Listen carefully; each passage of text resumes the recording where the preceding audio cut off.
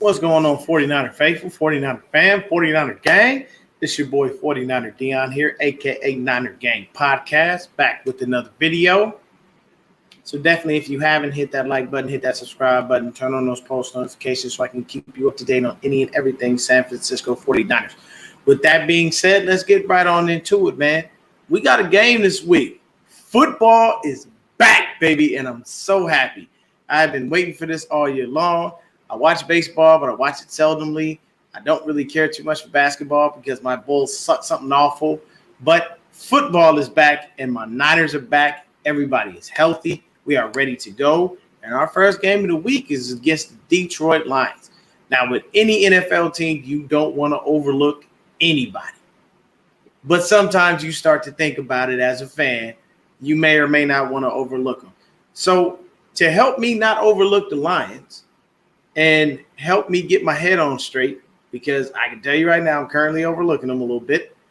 I brought in a Lions fan. This guy, his YouTube is Orum's Forum. Hey, what's happening, Roy Boy? His YouTube is Orum's Forum. And let's bring my guy in. Hey. How's it going, brother? Man, how's it going, brother? How you doing? I am doing all right, man. So, thanks for having me. I'm gonna just ask you just a couple of quick questions. Okay. You know, how long have you been a Lions fan? Oh, bro. Well, I'm 48 years old. 48 years old. So, man, pretty much started getting into football since I can remember. Since I was about 5 or 6. So, okay. Yeah, man, I was pretty much born with a football in my hand, man, with my dad, and yeah, man. So, well, yeah, 40-something years, 42 years, 43 years, man, for sure. All Lions. Yep. That is awesome, man. That's awesome. So the beauty of that is I got me a lifelong fan. Now I'm gonna tell you this. I say this with all due respect. Mm-hmm. It's hard being a Lions fan. Oh, man, it's very hard, man. It's very hard. You know, we've gone through lots of ups and downs, mostly downs for pretty much my whole time I've been a fan. And you know, I see some good teams, and you know, in the 80s a little bit, 90s a little splash there too with Barry.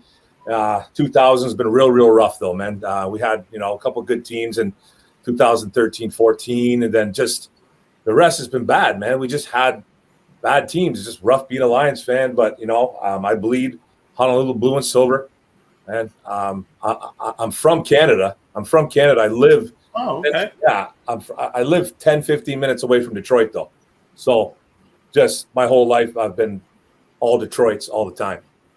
Well, that's awesome, man. You know what I'm saying? And I'm always great with the people up north. My great-grandparents on my father's side are French Canadian. So definitely got my own ties to the land up north there. But what I will say is, for me, what I remember about the Lions is Barry Sanders. I remember Herman Moore. Moore was a pretty good receiver. Yes. And then the other thing, you know, what I'm trying to wrap my head around with the Lions is, what is it? Like, is it years where you have offense and years where you have defense? Because don't get me wrong, 49ers with the purgatory for God knows how long. Right. It wasn't until, you know, I believe Harbaugh and Kaepernick and everything where we came in and we start actually being relevant again. Brought them back. That's right, because we were sitting in after that Super Bowl win. We went on a drought where we hadn't been to the Super Bowl. We barely could even scratch or sniff the playoffs. You know, we went through quarterback after quarterback and all of the things, you know, so we understand, you know, the negative purgatory, although our franchise is a little bit more storied than yours. Right. Everybody goes through downturns. The Patriots weren't the Patriots until Belichick and Brady got there. Yeah. True that, man. True that. Yep. So, like, what's it been like? Like, why have we been so down? Yeah, like what? Because I believe Jim Caldwell was the right coach. You know what, man? I was, they pretty much got rid of Caldwell. You know, because this was the motto around here: 9-7 isn't good enough. That's when he got fired, right after his 9-7 season. One of the most winningest coaches in Detroit Lions history, if not the winningest coach for a small window he was here. That was all that stuff, man, was all played out. Like, it was all Bob Quinn came in, You probably shouldn't have got rid of Mayu. Bob Quinn gets hired from a New England Patriots staff. Okay, the Lions franchise is saved all of a sudden, right? All of a sudden we're saved. Bob Quinn's coming in, New England Patriots. Mm-hmm. That's a great team. Okay, he comes in. He wanted to get rid of Caldwell right away. He just never did. And they brought in his boy, Matt Patricia. And a lot of Lions fans were kind of like, me being one of them, I was kind of like, I liked Caldwell. I did. But he was one of those guys that was just like, he was kind of lost. He was kind of like a deer in the headlights. He's a little bit lost on the field sometimes. Bad clock manager, but he was a player's player's coach. The players loved him. The fan base was kind of on the fence about getting rid of him. And I'll tell you this, man, they just duped us. Like Bob Quinn duped us, man. He convinced us, or tried to convince us, that 9-7 wasn't good enough, and that's when they brought in Patricia. And then you know where the story goes after that, man. It goes right down the toilet. Yeah, I definitely understand it, man. You know, the Lions, like I said, they've had some guys. You had Herman Moore, you had Barry Sanders. You know, more recently, Matthew Stafford, Calvin Johnson.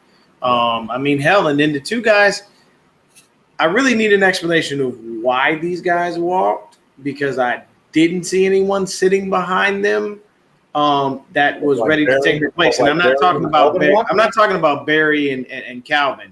I'm talking about your current receivers that left, Kenny Golladay and Marvin Jones. Okay.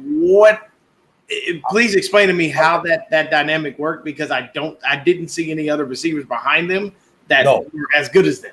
No, and that's probably one of our biggest weaknesses right now as we're going into this game against you guys this Sunday is our wide receivers. I'll try to explain it. This is what I think is going on here. Brad Holmes came in. He's the new GM. He comes from LA. He's a gunslinger. He likes to take risks. He likes to take chances. He's trying to build this team up.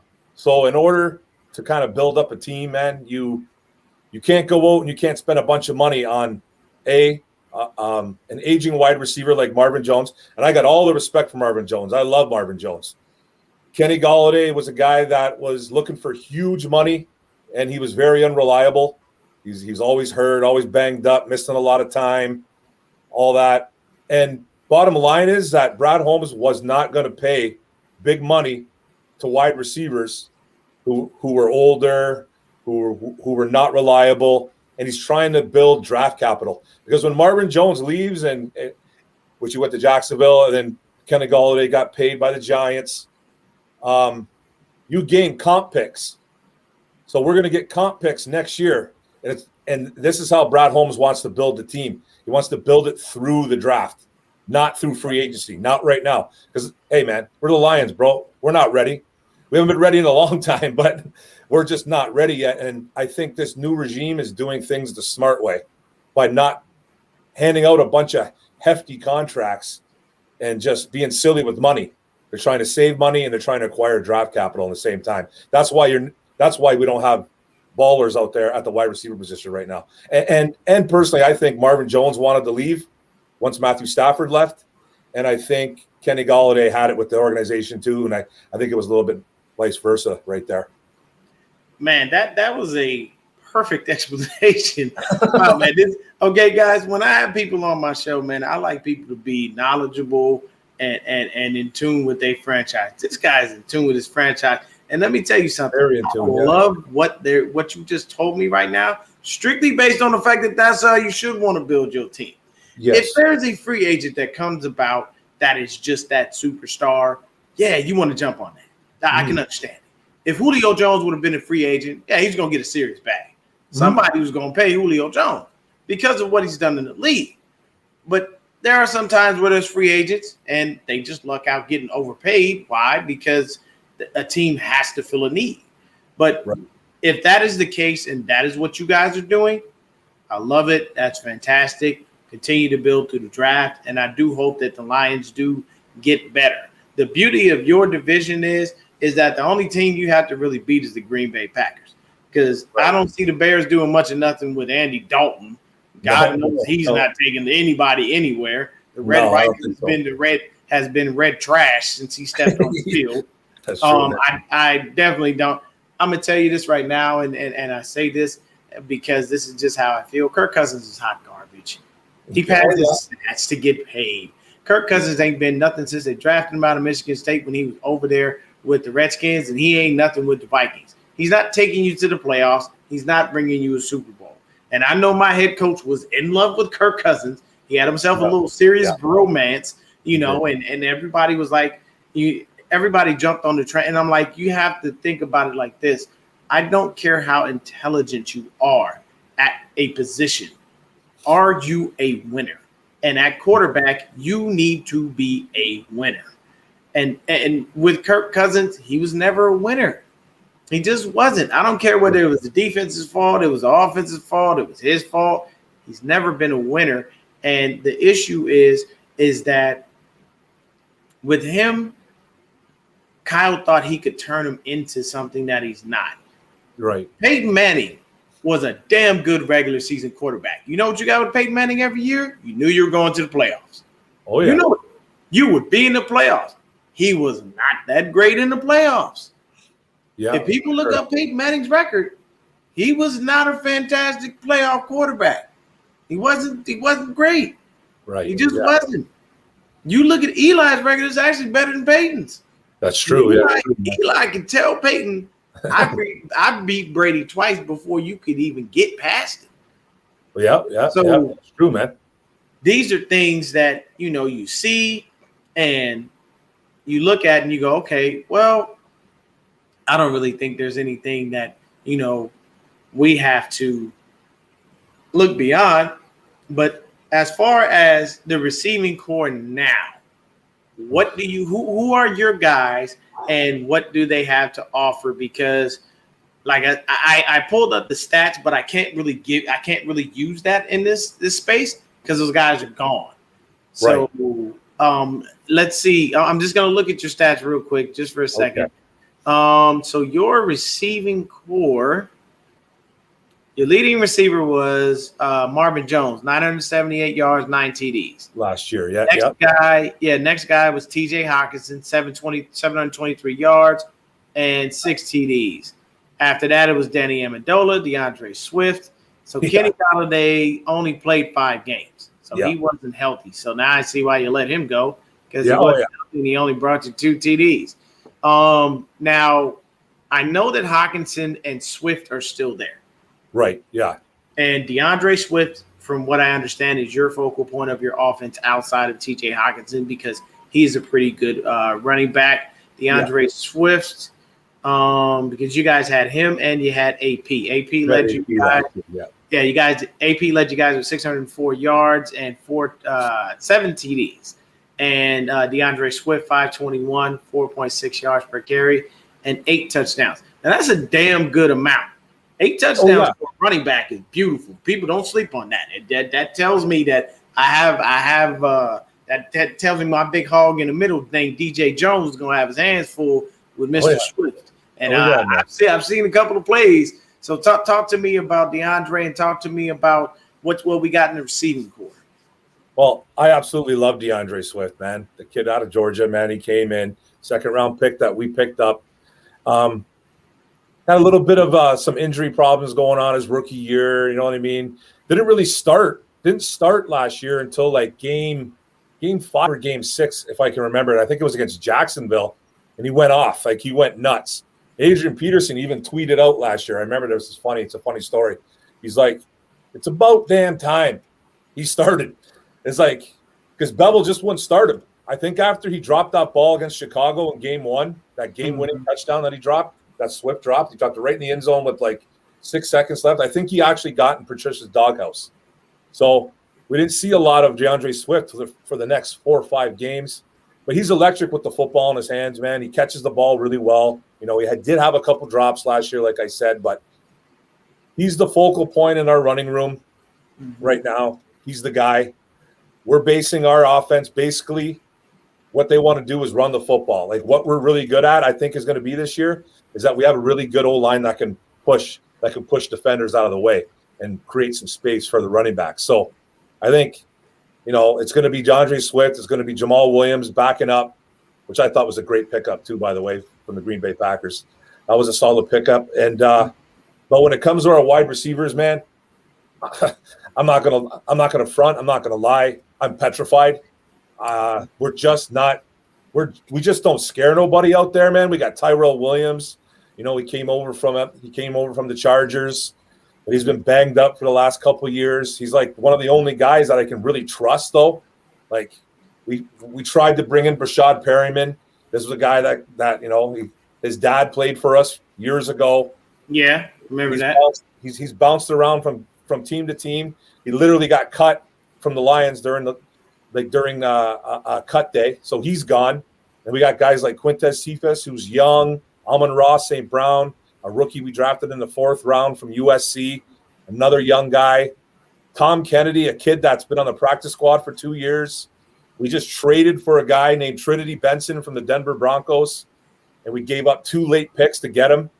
So it's like we don't have anybody that goes, wow, man, like you got those guys out there. It's not going to be like that, man. It's going to be run game, and it's going to be TJ Hawkinson and whoever else catches the football, man. I'm telling you, I don't know what's going to happen with this wide receiver room, but I'm really scared. I'm really nervous about it, being a Lions fan. Okay. Now, you mentioned your line, and you feel good about it. So are reporters lying to us about Penei Sewell? What's going on? Because all I'm hearing is negativity. 100%, man. And you know what? That's justified. It is justified because I didn't think, and I do a lot of study on players when they come out of college. Ever since I started doing this YouTube game about 2 years ago, I really get into players. And that's one thing that slipped through my analysis, man, was how bad he is on pass blocking. If you get to the outside on that kid, he struggles. And I know he's only 20 years old. He's 20. He opted out in 2020. He played in the Pac-12, which people bang him for that too. He never really went up against a lot of players. But he's got the pedigree. Like he has the ability. I just think that now, watching what he did in the preseason, was if you get to his outside shoulder, you get to his right shoulder, he has trouble catching up. He just has trouble catching up, and he was getting beat, bro, by 3rd, 4th string guys in preseason. He was, and I was like, man, like first game I was like, okay, he's 20. Second game, get the rust off. Get the rust off. You know what I mean? Second game, like, ooh. And then I'm like, I got to see what this kid really does in the 3rd game. In the 3rd game, he did the same stuff, man. He just was like, he's getting beat. You can't beat him on the inside. You won't beat him on the inside. But if you go to his outside, man, it's like he struggles. And I know he's learning a new position. He's learning right tackle now. I get that. But man, if this doesn't get solved really fast, man, he's going up against some monsters this Sunday, man. Like he's going up against Nick Bosa. Like, and that's Nick Bosa's strategy. That's Nick Bosa's strategy is to get around that edge and get to that outside shoulder, and then he'll be meeting Jared Goff, way too often if that is, Penei Sewell's Achilles heel, so to speak. But how do you feel about the rest of your line? You feel good about those guys? I love Frank Ragnow. I think he's one of the best centers in the league. He's top 2 for fun. Frank is awesome.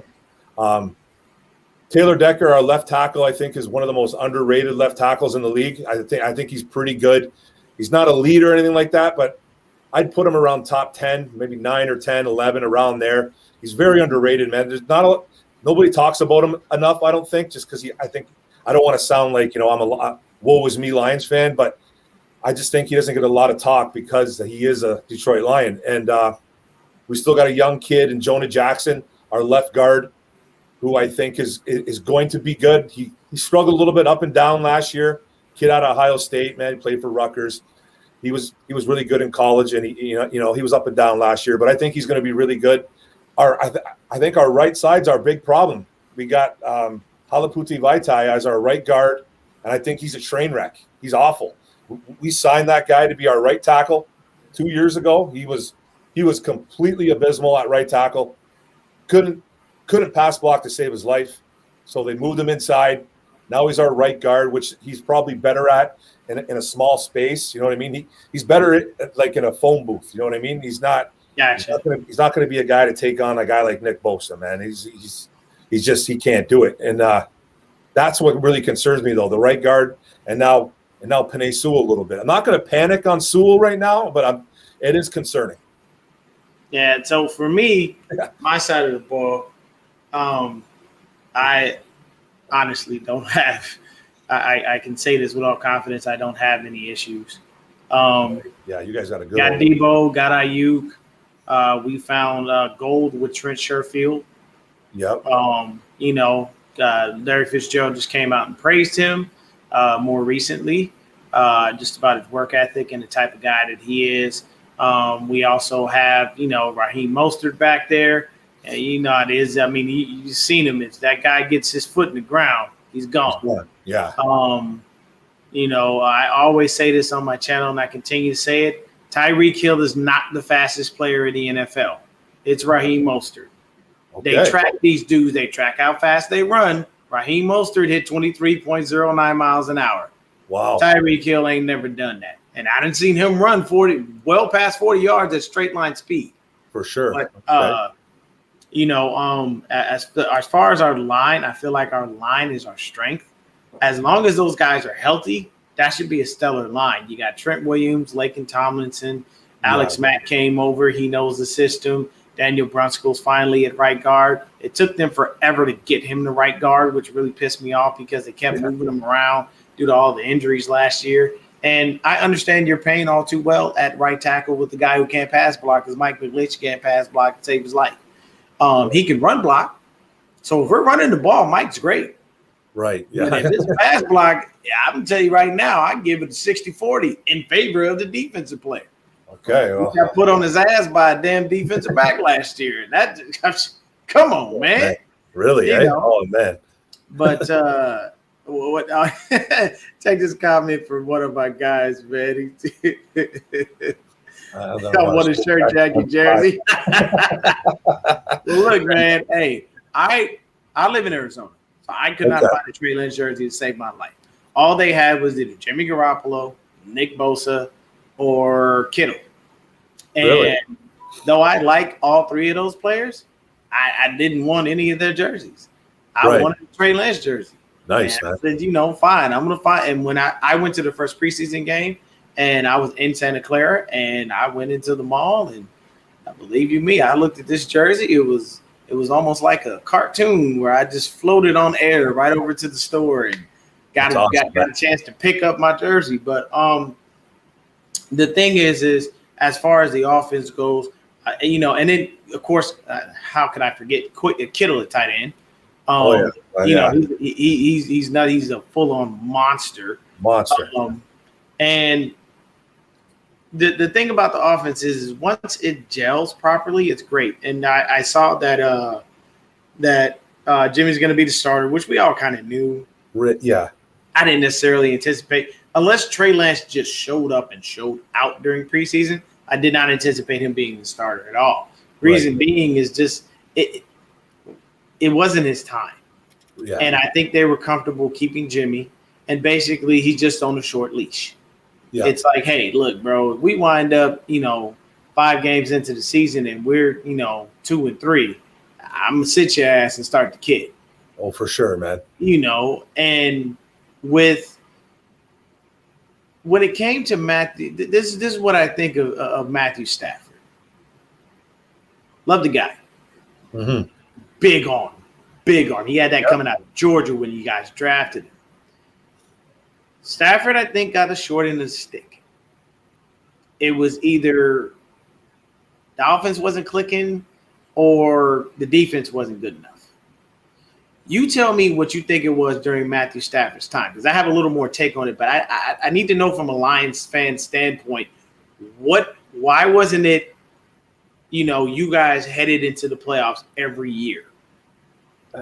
With the Matthew Stafford thing with Lions fans, man, I swear to God, bro, it's one of the biggest fights ever between Lions fans is whose fault was it? Was it Matthews? Was it the organizations? Was it the offense itself? Was it the defense, man? Me, personally, I feel that Matthew Stafford is a hell of a quarterback. Mm-hmm. I never thought he was elite, but I always thought he was very, very good. Yeah. And if you look at the big picture and you look at everything, it's like, and I don't want to be that guy that just puts all the blame on everybody else but him. He should take a lot of the blame in Detroit. He should. He honestly should. He was the number one pick overall. Should have did better there. But this franchise, my franchise, does not like to surround players with other good players. It's like they only focus on one thing, really. Matthew Stafford only had one good defense here the whole time he was here for 12 years. Stu and Nick Fairley, right? Stu, Fairley, Ziggy Ansah, Tulloch, Slay when he was good. Oh, yeah, man. It was a really good defense. I think a top 3 defense. And we went to the playoffs and lost against the Cowboys. But never had a run game, and that's the truth. Never had a run game. One time when we had Reggie Bush ran for 1,000 and Joyke Bell ran for like 500. That was the one time. The one time. And then he always had Calvin. He always had Nate Burleson. He had Marvin Jones. He had Golladay. He had all those guys. He had weapons through the air. But they just never really surrounded him, and they expected him to be Superman. I always felt that they were like, okay, you're our quarterback. You're going to be the guy that's going to win it for us. You know, you got Calvin. That's all you really need. You got Calvin, and you got Golden Tate. You got this guy. You don't need anybody else. And I always felt like you said, man, I always felt he got the short end of the stick. He gets blamed for everything. And that's what I hate about Lions fans that say that, man. Like, he should have done better. Yes, I agree with that, but you can't put that organization on your back, man. He needed help, and I just don't think he got enough of it in Detroit. Bottom line. I can completely understand that, and you know the one thing that I learned growing up as a kid, just in any type of team sport, I ran track. I didn't play football. I never had the size. Okay. But the thing that I learned in team sports in general is when you don't win, you don't know how. Yeah. Okay. And when you go somewhere where they're winning, it's a hard adjustment. Stafford hasn't been winning. Oh, yeah. I the know. Rams went to the Super Bowl only a couple years ago. Yep. With Jared Goff. They're perennial, playoff contenders. So honestly, when he came over, and a lot of people were talking about it inside the division and stuff like that, and amongst fellow 49ers, everybody's like, damn, man, we could have had him, blah, blah, blah. I didn't want him just strictly based off that. He almost went to you guys, right? There was talk. He almost did, but McVay swooped in and, in the middle of the night. Cabo. He slided right into Cabo, man. He sent him something nice to his room and made sure that he signed on the dotted line. But my point is, when you don't know how to win, it's hard to win, and it's hard to adjust to a winning culture when you come from a team that necessarily didn't produce. So it kind of sucks that, he's there, because honestly, he may even be like a deer in headlights. Say they make the playoffs. Yeah. And he's standing there like, I never got this far that quick. I don't know what to do here, because God love him. He's got a big arm. But I'm going to tell you right now, Robert Woods and Cooper Kupp are no Kenny Golladay and Marvin Jones. No. Kenny Golladay and Marvin Jones, to me, healthy, are better than both Cooper Kupp and Robert Woods. Robert Woods is a serviceable dude. Cooper Kupp is a serviceable guy. Yeah. I give Cooper Kupp a little above average. Robert Woods, he does his job. He just is who he is. He does his job. Yeah. But at the end of the day, for me, when it comes to the Rams, Kyle makes Sean McVay his bitch continuously. So I'm not worried the fact that they went and switched quarterbacks. And then the issue for me, for y'all, is y'all unfortunately wound up with Jared Goff. And I'm not very happy for you on that front. At that point, I feel like y'all should be trying to draft a quarterback to take his damn place. Because Goff is a regular dude. He's not a franchise guy. And we all know that. Like, you can see it. It just he fell into a system. and he went with the coach, and it worked. And some guys are like that. But as far as the defensive side of the ball, talk to me about your defense. Tell me about a guy that you are sold on, that you know this is going to be that guy. Outside of Jeff Okudah, because I don't think he's really done too bad, but not overly fantastic. Yeah, Okudah struggled big time as a rookie, man. He was banged up when we drafted him. But the guy that I really, really like that I'm sold on this team is Romeo Okwara. Romeo Okwara is a problem. I've heard that name because it's very unique. Yeah, he will be a problem on Sunday for you guys. I would think, man. He's a guy that went undrafted. Giants picked him up.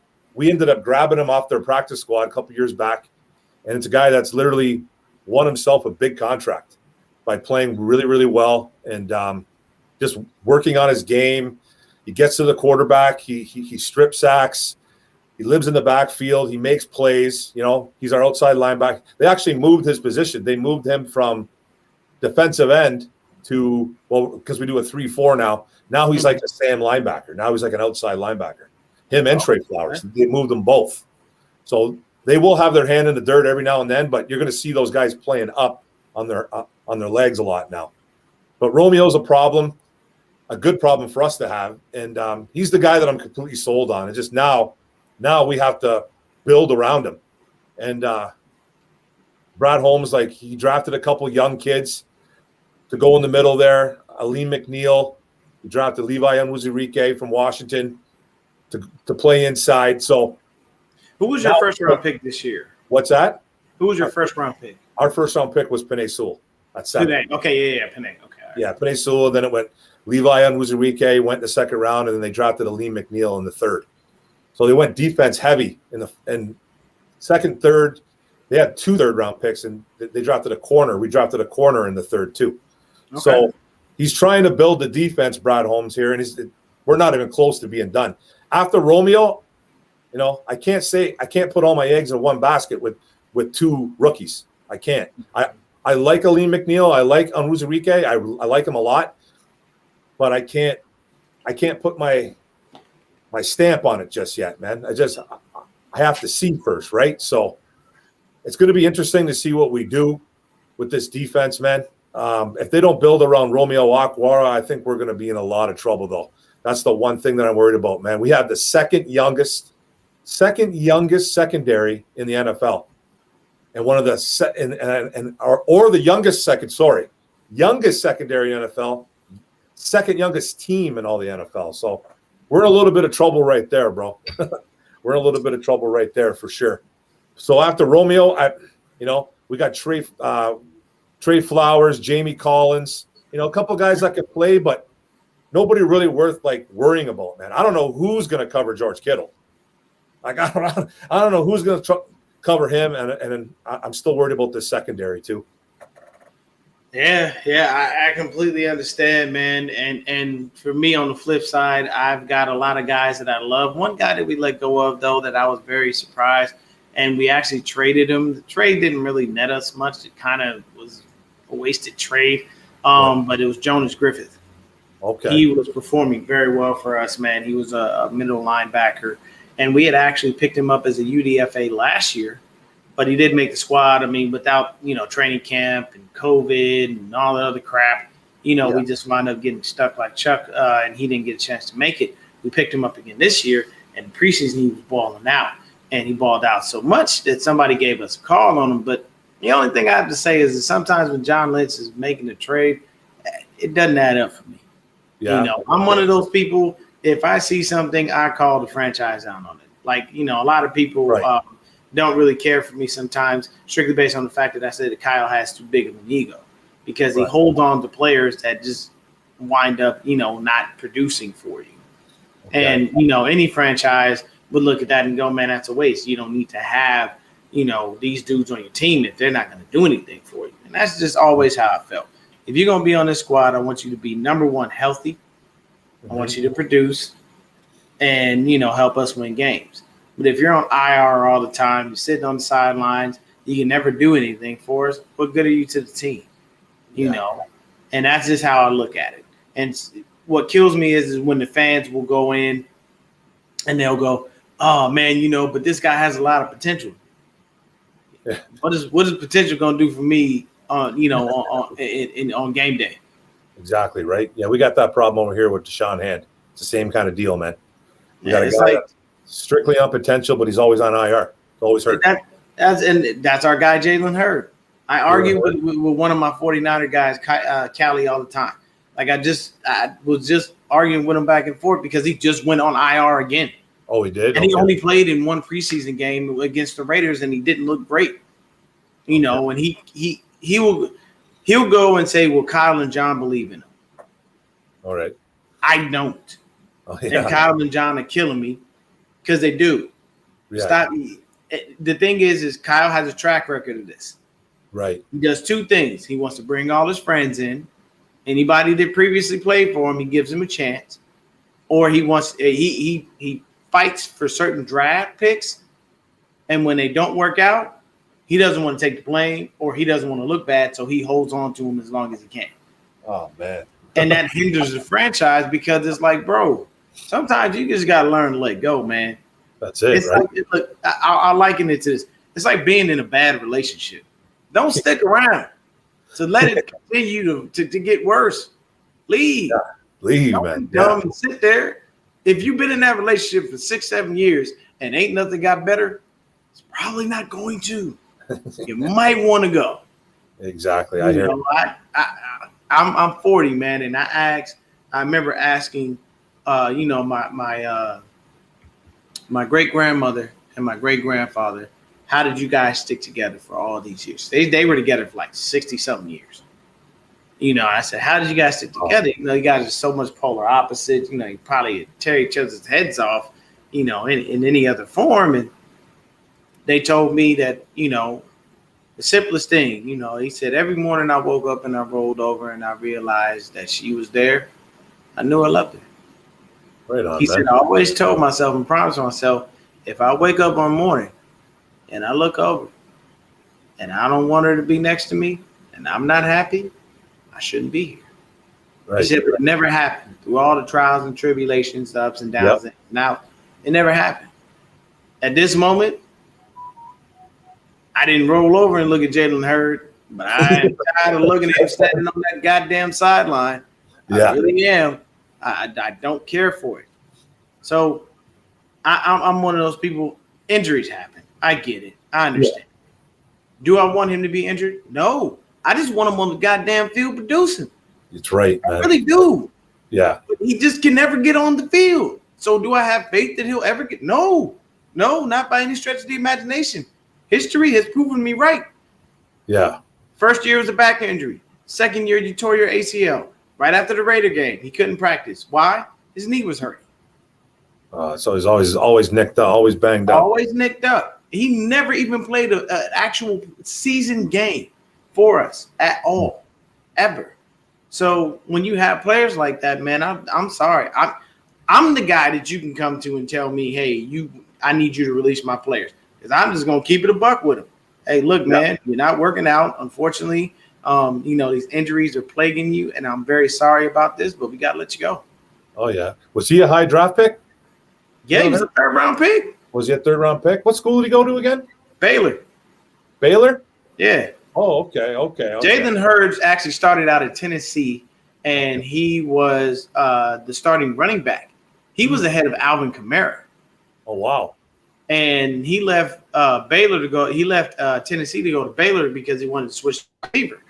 He was a damn good running back, but he wanted to switch to wide out. Just 6'5", like 220, 240, something like that. So, yeah. I mean, you understand why he would, but those are like Calvin Johnson type size, know. But if you're not on the field, you're worthless to me. And I'm not one of those dudes for potential. Like when we signed Quan Alexander, all through training camp and everything, they were saying, oh, yeah, man, he's a great cheerleader. He's this, he's that. And I'm like, we didn't pay him $54 million to be a damn cheerleader. Cheerleaders don't get paid that much. That's right, man. I don't need you to be a leader from the sideline. Get your ass on the field and earn your paycheck. I've always been that type of dude. Yeah, man, that's too much money to cheer, man. Yeah, right? if cheerleaders get paid $54 million, sign me up. Exactly. Yeah. Sign me up all day, bro. All day. Oh yeah. I'll be there in pom-poms and shorts and everything. But for sure. As far as the defensive side of the ball for us, yeah, that's I'm good. Jimmy Ward, Jaworski Tart in the back, Jason Verrett. I don't know if Emmanuel Mosley will be starting because right now they said he didn't practice because of his knee, but Kyle just did a presser and said that he may be able to go tomorrow. They're hoping that he will. If not, most likely we'll probably start either, I believe, Josh Norman, who we just signed. Yeah, I've seen that. Yeah.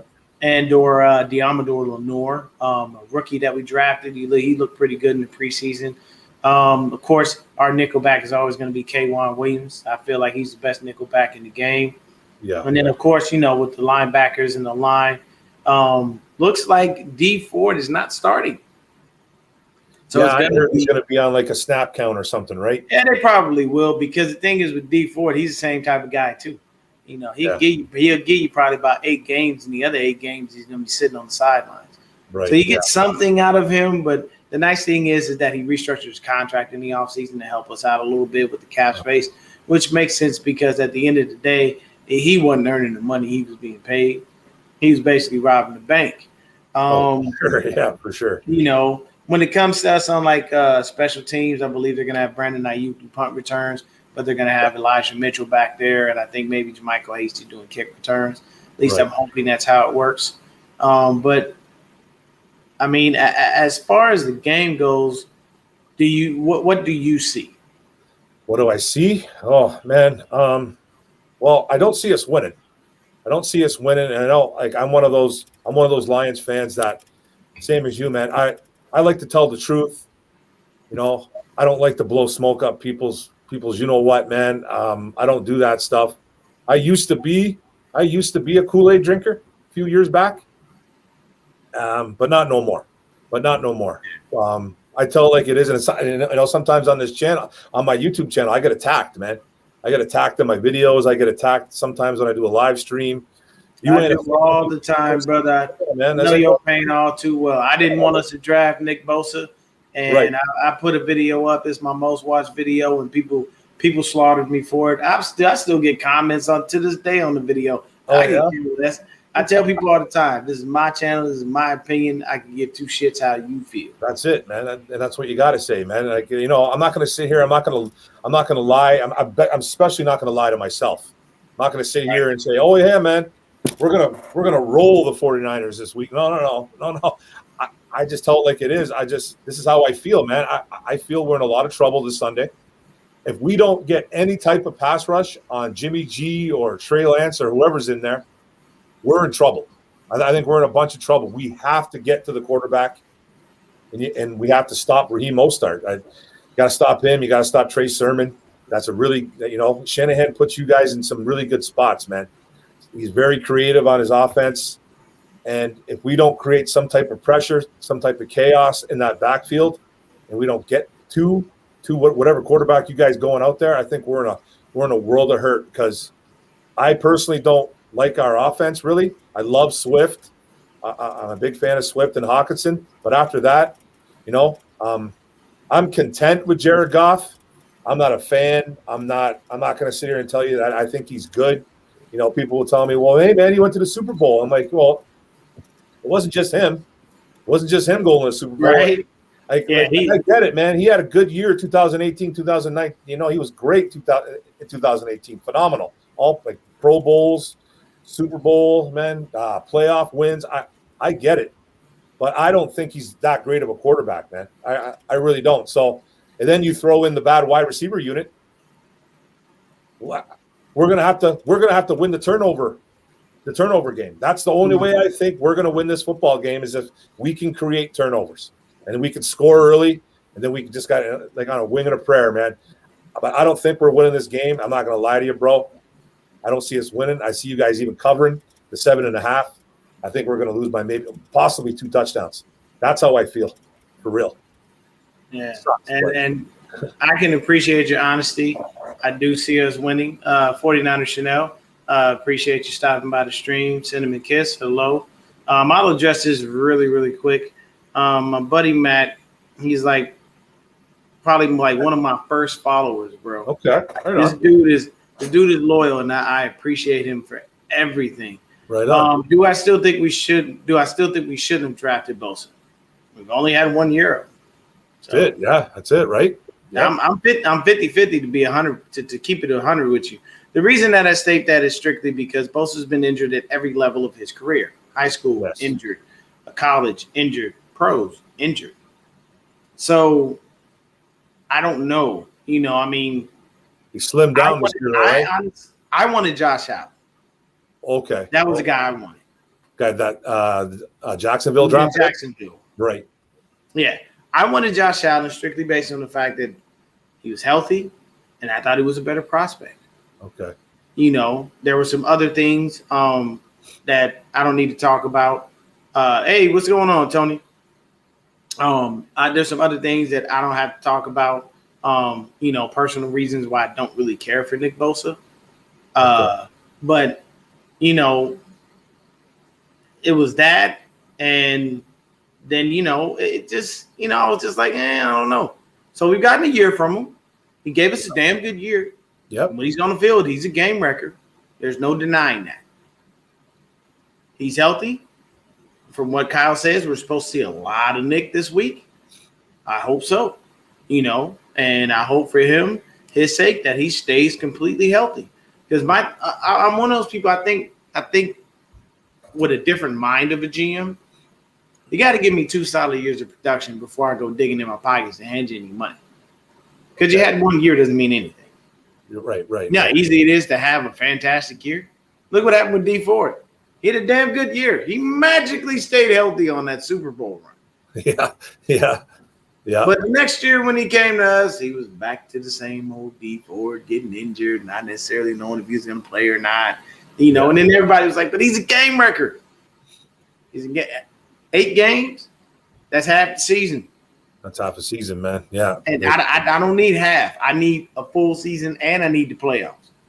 Oh, yeah. Now, if you're resting, you know, because they're saying, hey, man, look, take a week off, bro. You got a little banged up. It's all right. We got this. You know, we 8-1 or something. Cool, man. Take me on. Yeah, you get it. Yeah, man. But when we really need you, and we need you to be producing, I can't have you talk about, my hamstring, my knee, my back, my neck, my ankle, my big toe, my pinky toe. Like, everything winds up hurting. So hopefully that doesn't work. You know, that doesn't happen. I said, I like all my players to be healthy, and I like them to be producing.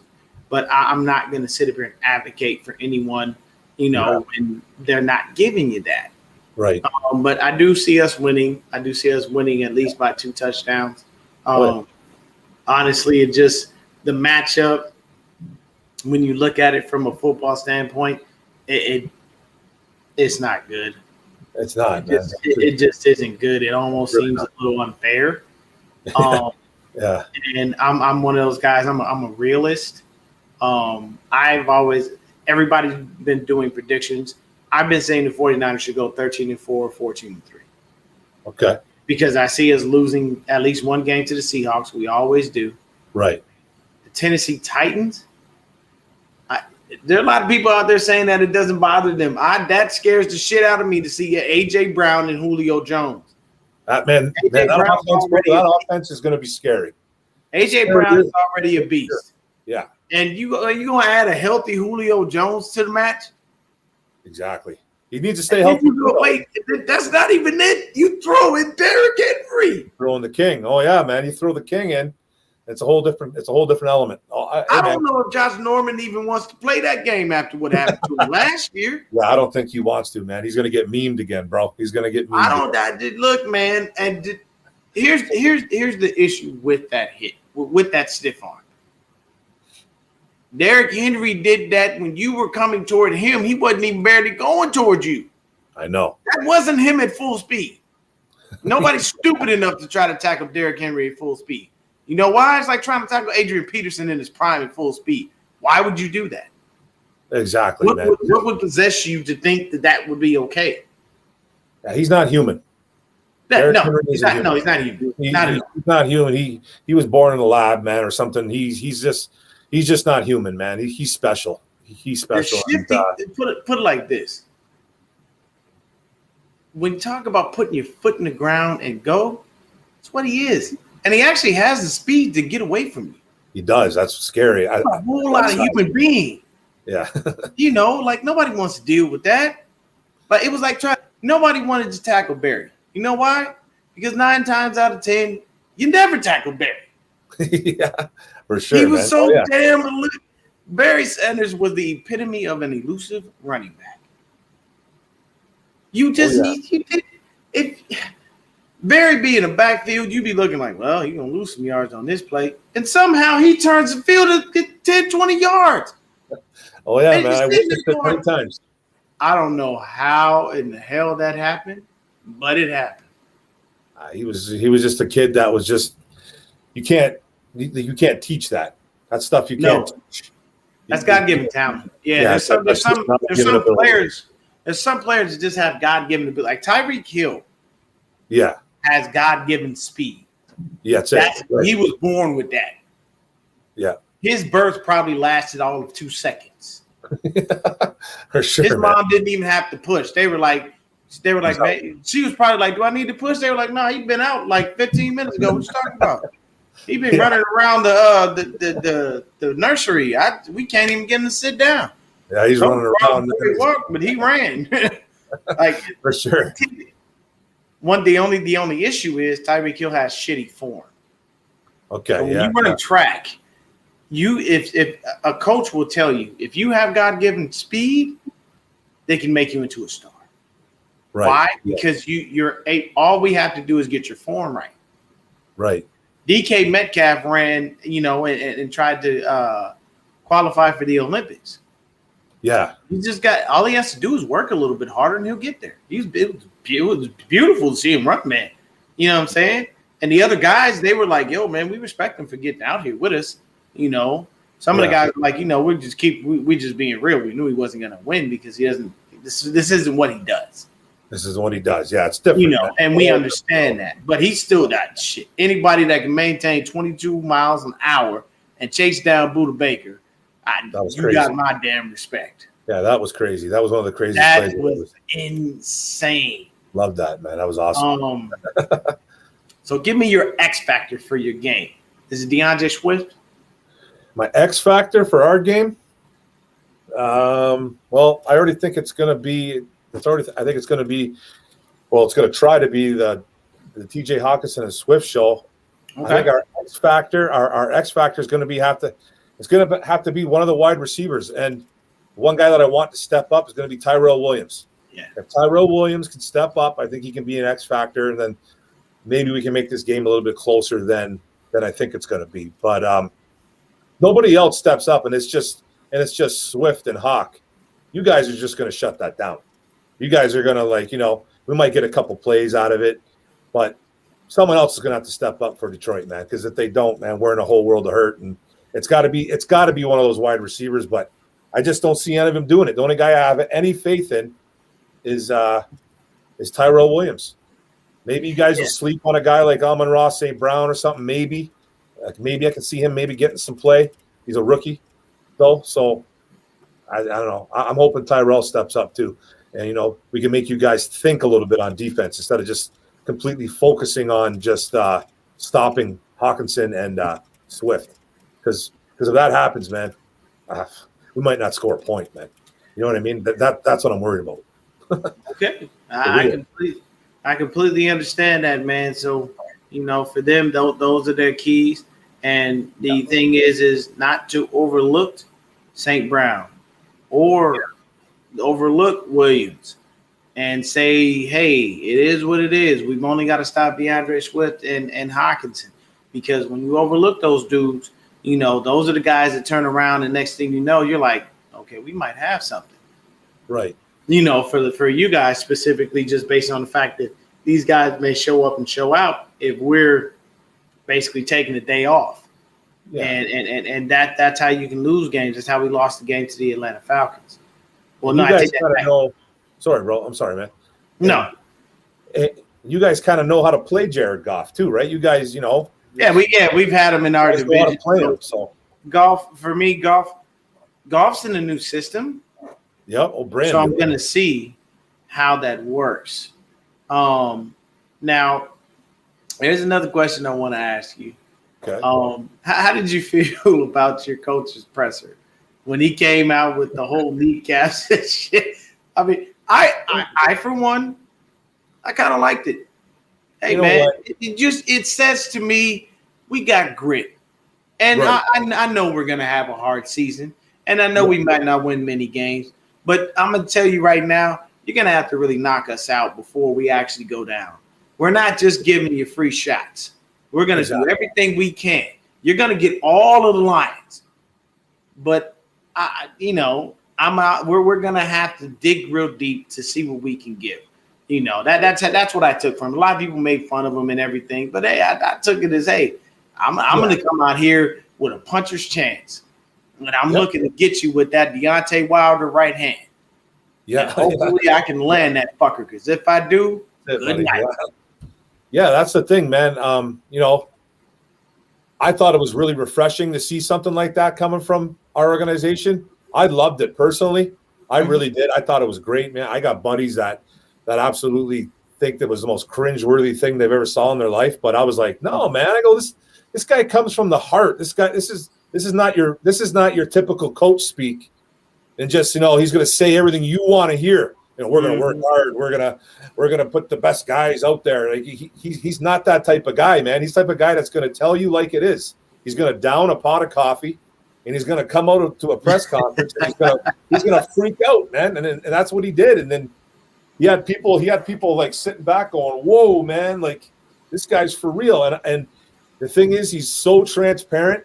He's super transparent, eh? So is Brad Holmes, our new GM. That it's awesome. They tell it like it is. They will tell you what's up, man. They don't beat around the bush, and they answer everything they can. If they know the answer, they're pretty much going to tell you. There's things that they keep inside, like any organization does. But with Dan Campbell, man, it's a breath of fresh air. A guy he's a player's coach. He's a guy that this team is latching onto. The players are latching onto him. They love him.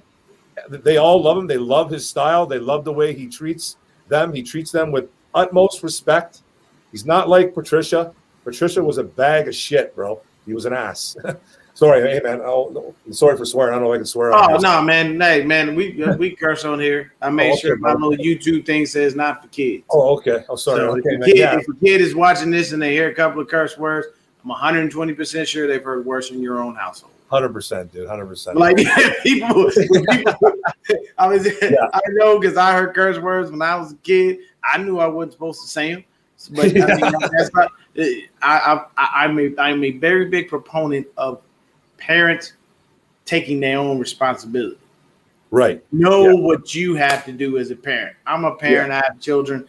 My kids know you ain't walking around there cursing.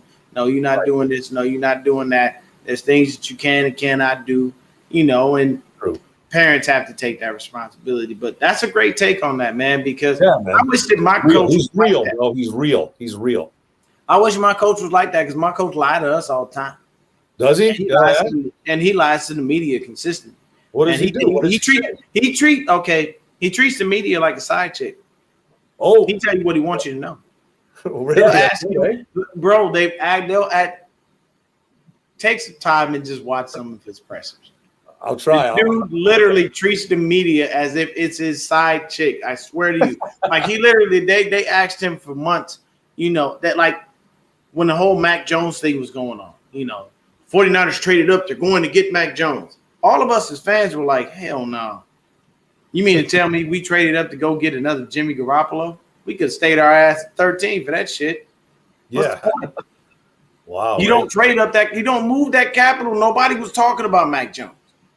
They were talking about Trevor Lawrence, a.k.a. Sunshine, because that's who he looks like. He truthfully does look like Sunshine from Remember the Titans. And they were talking, and Zach Wilson randomly took off, along with Justin Fields. Mac Jones got hyped late in the draft process. Leading up to the draft, those were the three names: Wilson, Lawrence, and Fields. And then Trey Lance just snuck his ass into the conversation as well. you know, and we all know what happened. Did you think they were going to draft Trey Lance? Did you think they were going to get him? It was either him or Mac Jones. Okay. Those were the only two names that I saw. It was either him, Mac Jones, or Justin Fields. Okay. And because I'm such a ridiculously crazy fan, I try to tap in with a lot of people who know people. Right. And Trey Lance was the name that I kept hearing. Okay. I heard that when he left Trey Lance's pro, that he automatically started drawing up plays for the kid. Yeah, I heard that too. I did hear that. He loved what he saw. So for me, the Mac Jones thing, like he even said it in the state of the franchise, like, hey, I'd let you guys run with that. It was funny to me. We knew all along in organization who it was, and we knew what we were doing, but it was fun for us to sit back and watch you guys speculate and tell us what we were doing when we already knew where we were headed with this. So, but Kyle does that to the media all the time. And then he omits as much as he possibly can. And, as a fan, I just kind of look and I go, all right, whatever, Are there decisions that they make that I don't care for? Yeah, plenty of decisions, but, you kind of just, it is what it is. I don't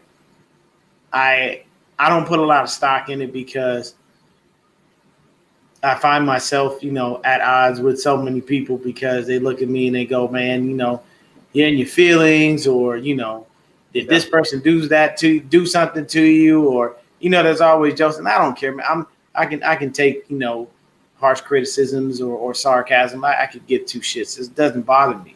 Exactly. Yeah. But I'm just a passionate fan to a point where I don't understand how people fall in line with some of the narratives that get out there.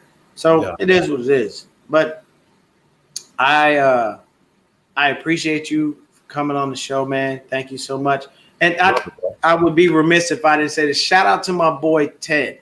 My boy Ted H. Niners, man, on Twitter. That's my dog, man. He was the one who actually started putting names out there because I just put a post up on Twitter and he said, hey, he said, I know some guys, I said, man, if you want to add people on my behalf, please do. And, I appreciate you for coming on the show. I thank you for being, a lifelong Lions fan, man. I know y'all had your ups and y'all downs, but at the end of the day, it's always good to talk football with somebody who actually cares about their team and who actually still rides with them, man. Because I'm a Bulls fan. Bulls fan? I'll tell you right now, man. Since Jordan left, good God, for sure, man. It's been tragedy after tragedy. Yeah. But just like you, something this year, though. You guys did some things this year, no? Yeah. Did you I was gonna say that just like you, we got in some new people. And they said, you know what? We tired of looking like shit, man. We got to get some people on the court that's going to help us win some games. So I feel better about this season as far as my Chicago Bulls are concerned. But once again, man, thank you so much for stopping by the show. Guys, we're going to end it there. And I do have a banner. If you are a Lions fan and you do watch this, by all means, here's my guy's information. You got him at Orum Mark on Twitter, YouTube. It's Orum's Forum. This guy's already over 1,000 subscribers. Let's keep him pushing through the roof. Get him to 1,500 and all the way on to 2K and beyond. If you guys are Lions fans, this guy right here to me has shown me more than enough. That tells you that you should definitely keep an eye on his channel because he's going to keep it a buck with you. He's not going to lie to you, and he's definitely going to tell you, hey, we're going through a rebuilding phase, but we're going to stay strong, and we're going to remain with the squad. And at the same time, you can't knock a man who has on a Barry Sanders jersey. Yeah, buddy. End of the day, sure, bro. Barry Sanders is and will always be the greatest running back of all time to me, strictly based on the fact that Emmitt Smith had the greatest offensive line in front of him. Even when Jerry Jones didn't want to pay him, and Michael Irvin had to run into the office and tell him, "Pay the man. We suck without him." It is what it is. Yep. Look at that. Denise says, "Please, I'm a Suns fan. We suck for how long?" Oh yeah, that's right, man. Yeah, hey, until this year. Until this year. Still this year. Yes, I understand. You guys were in purgatory for a while. I think last time the Suns were relevant was the early 90s. I think they had Something Kevin like that, Johnson, man. Charles Barkley, if I'm not mistaken. Yeah, Dan Some of them Marley. dudes. Dan Yeah. Marley. Oh, yeah, man. Yeah, it was a long time ago, man. A while Thunder, ago. Dan Marley, and all that. And Yep. all those things, man. But once again, guys, we're going to end it here. Stay faithful, stay blessed. Have a wonderful evening. I don't know if the Lions have a saying for them. Ours is, we are the faithful. If you have anything to say to the Lions fans, by all means, please go ahead. Hey, I just want to say thanks for having me on the show, bro. We should do a collab after the game to see how long I'll be crying. See. I don't want you on here crying, man. Look, Oh, I know, bro. No, man, I hate coming on after losses. I know, bro. But I'll do it. I can't even look at the positivity. I look at all the negative things. Yeah. That's all I do. I just destroy the negativity. I'm like, Fred should have made this play. Damn it, Dre, where were you at? Nick, you stop. Like, I go insane. Coming on after a loss is painful. Well, and if we actually do lose to you guys, that would be a fantastic game after, because it'd be flat out ridiculous to just look and go, how the hell did we screw this up? That's it, right? That's it, man. That's why they play the game. You never know what happens, but I think you guys will be all right, man. But thanks a lot, man, for having me on this. Thanks everybody in the chat, man. We'll do a collab after if you want, man. I'll push your show on my channel. You and we can flip it. I'll do it on your channel. You set it up. Man. I'll come on yours, man. I usually do a podcast every Tuesday on my show. Okay, gotcha. And I'm actually part of a group called the Infinite Sports Network, and we're all Lions I saw guys. that. Yeah. And we do like OPP on Thursday on Micro Mike's channel. We do a lot of stuff, man. So, yeah, man, like we'll have you on for sure, bro. And I love talking to other teams, YouTubers, and like other teams' fans. It's awesome, man. This is what we should be doing. You know what I mean? Yeah, that's good. This is the best way for us to be able to communicate and also collaborate, man. And at the same time, like I like to get the perspective of other people, because outside of my division, I don't know much about other teams. Oh, for sure, man. If I had anybody from the Seahawks, from the Cardinals, or the Rams, I could tell you all about your team, and I'm gonna tell you all how. And my number one, I'm gonna tell you all how you suck. Seahawks suck. The Rams, the Lambs suck. And nobody likes the Cardinal, that stubborn ass bird that just won't go away. It's like it flies and sits on your windowsill and just drives you insane. You try to shoot it with a BB gun and a little shit flies off. Like, I'm that guy. Like, I antagonize, people that are in my division. Especially, and I know you can't stand. No one cares about the Vikings. No, man. It's man. I fight with Bears fans. I fight with Packers fans like crazy. I'll tell you one thing though about Vikings fans. They don't fight much, man. They're pretty laid back. I've kind of heard that, and I've never seen. I mean, outside of the old skull clap, and I think we got the dude that dresses up like a Viking. Yeah, I don't find him to be an aggressive franchise. It's not Bears an aggressive. fans, on the other hand, not. Yeah, Bears fans are a little different. I got one of my good friends. He's a Bears fan. He doesn't like me talking shit about his team. Neither does his dad. I hear you, bro. Yeah. Oh, 100%, man. Him and his dad jump down my throat when I get on the Bears, but they're good people. And then the Packer fans, all they do is talk about Aaron Rodgers, and I'm like, you just talk about Rodgers. They're arrogant. He almost left y'all. He didn't even want to play for you. He doesn't want to be there now. He doesn't want to be there. He doesn't want to be there. He punked you guys. Yeah. Into basically saying, I'll let you out of your contract next year. Yeah. And you're stuck with Jordan Love. And the sad part, no one talks about Jordan Love. Nobody, man. Bro, he got beat out. He got beat out last year by a kid named Tim Boyle for QB2. He's on our team now. Who the fuck is Tim Boyle? Who the fuck is exactly. Tim Boyle? That's what I'm saying. Like, who are these guys? He got beat out by an undrafted free agent that was horrible in college, by the way. I will tell you this. The only person I respect for beating out a guy for a job, speaking of the Packers, is Russell Wilson. Because he punched Matt Flynn in the throat and said, I'm taking your job and you can get out of here. Matt Flynn took his guaranteed money and left went back to Green Bay, and now you don't see any more Matt Flynn. Oh yeah, man. Yeah. Matt Flynn made some money off us. He came out and beat the hell out of us. Oh yeah. He when he was Seahawks. Yeah. You're right. He threw for like 400 yards and like 5 touchdowns, and then the Seahawks gave him all kinds of money.